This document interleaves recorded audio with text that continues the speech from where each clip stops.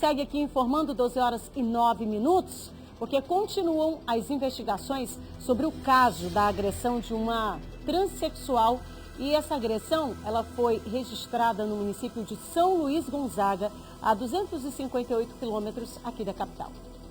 A Comissão de Diversidade Sexual e de Gênero da OAB Maranhão segue acompanhando o caso que pode ser enquadrado como crime de transfobia, que envolve a transexual Natasha Nascimento, agredida há 2 semanas por 5 pessoas quando passava pela BR-316, saindo de uma festa voltando para casa.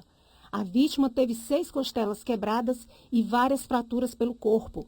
9 pessoas já foram ouvidas pela polícia, inclusive 2 homens e 3 mulheres, que são apontados como principais suspeitos de terem cometido o crime.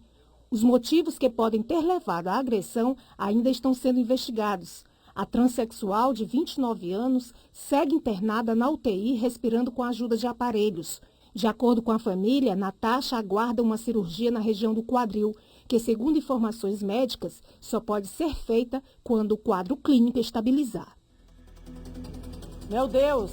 Olha, sobre esse assunto, o repórter Ciro Mineiro vai conversar com a gente agora ao vivo. Ele que está com uma representante da Comissão de Diversidade Sexual e de Gênero da OAB Maranhão. Ciro, a gente já tem informações, então, sobre o andamento dessas investigações? A Ordem está acompanhando, de perto esse caso. Seja muito bem-vindo, boa tarde, bom trabalho. Boa tarde, Kate, a você e a todos que acompanham a Hora D. É isso mesmo, Kate, as investigações policiais já estão acontecendo, já foram iniciadas, lá na região onde a transexual Natasha ela foi agredida. E essa semana a Comissão de Diversidade Sexual e de Gênero da OAB Seccional União também passou a acompanhar mais de perto esse caso. E eu estou aqui ao lado da Camila Ribeiro, que é presidente da Comissão de Diversidade Sexual e de Gênero da OAB, é também membro da Comissão de Direitos Humanos aqui da OAB do Maranhão. Camila, na verdade, vocês passaram a acompanhar mais de perto essa semana, o caso da Natasha, e algumas ações já estão sendo adotadas, já estão sendo tomadas pela comissão, não é isso? Exatamente. O fato aconteceu há pouco mais de uma semana, e aí essa semana a gente se dedicou justamente a recolher o máximo de informações que a gente poderia, justamente para, a partir disso, pensar no que fazer. Então, essa semana eu já comecei um diálogo interinstitucional, já falei com membros da SEDPOP, já falei também com membros dos movimentos sociais, justamente para a gente ver o que pode ser feito em conjunto. Nesse momento, que ações a gente já tomou? Já foi feito um ofício que vai ser encaminhado para a SPCI, que é a Superintendência de Polícia Civil dos Interiores, e nesse ofício a gente justamente quer saber quais informações a gente pode receber em relação a essa investigação que está sendo feita e quais os crimes que estão sendo colocados como sendo os crimes tipificados dessa ação. Então, a gente quer garantir justamente que aconteça a tipificação do crime de homofobia, no caso dela de transfobia, por se tratar de uma mulher trans. E desde o ano passado o STF já garantiu que o crime de homotransfobia pode ser punido através da lei de racismo. Então, esse diálogo está sendo iniciado justamente para a gente ver se esse crime está sendo tipificado como um crime de transfobia também. Além de toda essa preocupação da OAB em relação a esse crime, ou seja, de que essa situação não fique impune, e que todos os direitos aí da vítima, da Natasha, sejam resguardados, a preocupação da OAB também, da Comissão de Diversidade Sexual e de Gênero, é também garantir toda a assistência necessária a essa mulher, a essa vítima, que foi vítima de agressão, no que se refere à assistência psicológica, porque tudo isso ela deve precisar, né, Camila? Isso, com certeza. Então, a gente ainda não teve esse contato com a Natasha diretamente, primeiro porque ela se encontra em estado grave no hospital, lutando contra a vida, com a ajuda de aparelhos, inclusive, respirando. Mas a gente quer, durante a semana que vem, fazer uma visita à mãe dela, em conjunto à Comissão de Direitos Humanos e à Comissão da Diversidade, porque eu acabo representando as duas, mas também outros membros devem ir comigo, e membros de movimentos sociais que já estão se articulando para ver se conseguem conceder essa consulta psicológica, essa assistência psicológica para a mãe da Natasha, que por enquanto é com quem a gente pode conversar. né? A Natasha ainda está inconsciente, então nesse momento a gente não tem como estabelecer o diálogo diretamente com ela, mas com a mãe a gente vai tentar na semana que vem. Olha, Kate, antes da nossa participação, antes de nós entrarmos aqui no Hora D, eu estava conversando aqui com a Camila e ela me falava que foram agressões graves, agressões que a Natasha recebeu. Inclusive chegaram a passar por cima dela com uma motocicleta, né, Camila? De acordo com informações que você já obteve, né? Isso, exatamente. Em outras entrevistas que aconteceram, entrevistas que foram dadas por uma amiga da Natasha, pelo pai da Natasha, os irmãos e a mãe, a amiga dela menciona como que aconteceu o crime brutal, menciona inclusive que em outros momentos a Natasha já vinha sofrendo retaliações por pessoas que são ligadas a essas que a agrediram, então ela já vinha sofrendo processos de violência física e psicológica por essas pessoas. E aí no dia do crime, além de várias agressões que cometeram com ela, os criminosos passaram com a moto por cima dela algumas vezes, então isso acabou acarretando em algumas costelas quebradas e outras lesões por todo o corpo. É importante também a gente destacar que os 5 suspeitos, né, que são apontados de terem cometido todas essas agressões, no caso 2 homens e 3 mulheres, eles já foram identificados pela polícia, inclusive já foram ouvidos. Isso, eles foram ouvidos, mas eles foram soltos, acredito eu que na investigação da polícia eles não encontraram provas materiais de fato que conseguissem comprovar essa autoria, essa materialidade vinda diretamente dessas pessoas. Então, como eu estava falando agora mais cedo para você, a gente quer estabelecer esse diálogo com a delegacia, mas para isso a gente precisa formalizar tudo através de documentos, de ofícios, e aí esse ofício será encaminhado já durante essa semana para a superintendência, para que a gente receba as notícias de como está acontecendo essa investigação. Camila, a gente já pode precisar, por exemplo, que tipos de crimes esses agressores eles podem responder? Com certeza, tentativa de homicídio e também o crime da homotransfobia, né? A gente quer justamente tentar ver se essa tipificação vai acontecer. Mas ali ela teve uma lesão corporal gravíssima, só que, com certeza, por essas atitudes de passar diversas vezes com um veículo por cima dela, isso pode ser enquadrado como tentativa de homicídio.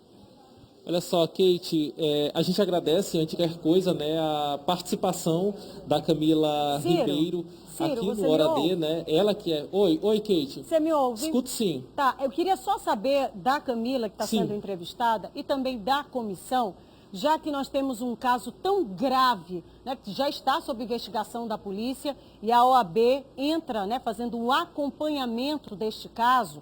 Nós temos outros casos que tenham chegado, né, a ter esse mesmo acompanhamento. O número de casos que hoje nós temos relacionados a agressões por parte de homossexuais? Olha só, Camila, a Kate fez uma pergunta para você lá do estúdio, tratando exatamente sobre isso. Além desse caso especificamente da Natasha, já chegaram à comissão relatos de outros casos de agressões sofridas, por exemplo, por transexuais, por homossexuais, agressões, claro, sem justificativa, sem motivação, mas esse tipo de crime tem se tornado comum aqui em nosso estado? Na verdade, esse tipo de crime ele é comum há muito tempo. Agora que está se começando a ter uma notoriedade, né, em virtude da criminalização, em virtude de outros equipamentos jurídicos que estão sendo criados para a proteção de pessoas LGBT, mas esse crime é muito comum. Crime de homofobia, transfobia, lesbofobia, bifobia, é um crime que cotidianamente acontece na sociedade, em todos os lugares, em todas as instituições, enfim. Locais públicos ou não. Mas em relação aos casos que a gente recebe aqui no OAB, a gente já recebeu sim outros casos de agressão. Muitas vezes, na verdade, a gente prefere não publicizar, porque existem casos que envolvem ameaças muito graves, que podem atentar contra a vida dessas pessoas, caso venha a ser publicizado. Então, esse acompanhamento ele costuma acontecer de uma forma mais direta, entre a comissão e a pessoa que nos procura para ajudar. Não só para casos de agressão, porque também existem outras demandas, como, por exemplo, o nome social, que é uma dúvida muito comum das pessoas transexuais que querem alterar o nome social na documentação. Então, a gente já recebeu demanda, por exemplo, de pessoas que queriam saber esses procedimentos, a gente fez o acompanhamento, falou como poderia fazer, como poderia atuar e, enfim, outras demandas diversas. Oi, Kate. Oi. Estamos com você. Eu estava ouvindo aqui a resposta da Camila. Indiscutivelmente, a gente sabe que existem os casos de agressão, né? A gente está falando de forma específica aqui no Maranhão, mas existem diversos casos espalhados pelo mundo inteiro, mas trazendo aqui para o Maranhão e incentivando, na verdade, as pessoas à denúncia, e aí não precisa nem falar o nome, né, mantém em sigilo, mas saber, na verdade, a pergunta é saber de que forma que a OAB está monitorando, acompanhando, para saber se realmente está sendo feita justiça, né? Se realmente esses casos que estão vindo à tona têm sim, né, um desfecho para que outras pessoas possam denunciar igualmente o caso. Na verdade, o fato de evidenciar esse assunto é poder, então, de alguma forma, incentivar as pessoas que denunciem, porque a denúncia não vai ser vazia, vai ter uma investigação, tem o acompanhamento e, claro, o desfecho, que é fazendo justiça. Com certeza. Camila, na verdade, a OAB, quando casos como esse acontecem, né, e que começam a ser acompanhados pela comissão, essa comissão ela faz esse acompanhamento, ela faz esse monitoramento exatamente para saber o desfecho desses casos, se realmente está sendo feita justiça, para que situações dessa natureza não fiquem impunes aqui no nosso estado? Então, existem questões que a gente precisa se atentar bastante, como, por exemplo, quais são as competências de uma comissão da OAB em relação a casos de violência como esse. A gente não pode interferir em investigação policial, a gente não pode entrar no processo e advogar por aquela pessoa, mas o que a gente pode estar fazendo é mais um papel de consultoria jurídica e também de acompanhamento daquela pessoa, né, tentando fazer articulação com outras instituições, enfim. Mas esse papel de interferir diretamente a gente não tem, a gente não pode, não tem competência para isso. O que a gente pode é prestar uma consultoria, uma assessoria jurídica para aquela pessoa e também acompanhar quando existe a possibilidade dessa comunicação da OAB com outras instituições para saber se está acontecendo da forma como deveria. Mas, de modo geral, está sendo feita justiça? É isso que a gente... essa que é a pergunta que todo mundo faz, né? Em casa, os telespectadores. Está sendo feita justiça, ou seja, pelo trabalho que vocês realizam, pelo monitoramento que vocês realizam, o acompanhamento, realmente a justiça tem sido feita? Os autores de agressões, por exemplo, estão sendo punidos como devem ser punidos a partir do momento que são denunciados? Olha, como deveriam ser punidos, com certeza não. Na verdade, eu acho que isso se trata muito mais de uma questão de educação social. A gente precisa de muitos anos a fio aí, com muita educação, muita instrução mesmo para as pessoas, para que as pessoas que são LGBTQIA+, que é uma sigla bastante grande, envolve muita gente, possam ser verdadeiramente respeitadas, mas em ambientes escolares, em ambientes de instituições públicas, em ambientes profissionais, muitas vezes essas pessoas são discriminadas por motivo nenhum, basicamente somente por ser quem elas são, e justiça, de fato, não é feito, infelizmente, porque muita gente ainda sofre. Então, não tem como falar que a justiça ela é cumprida em sua totalidade, não. Ok.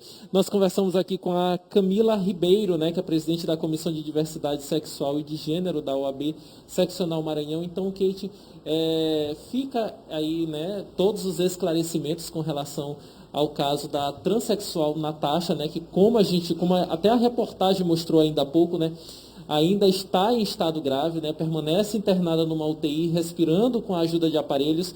Então é importante, né, que essa recuperação da Natasha aconteça para que ela também possa, acima de tudo, ajudar, auxiliar as investigações policiais e prestar também, né, a todas as informações à comissão aqui da OAB. Voltamos com você, Kate, aí no estúdio.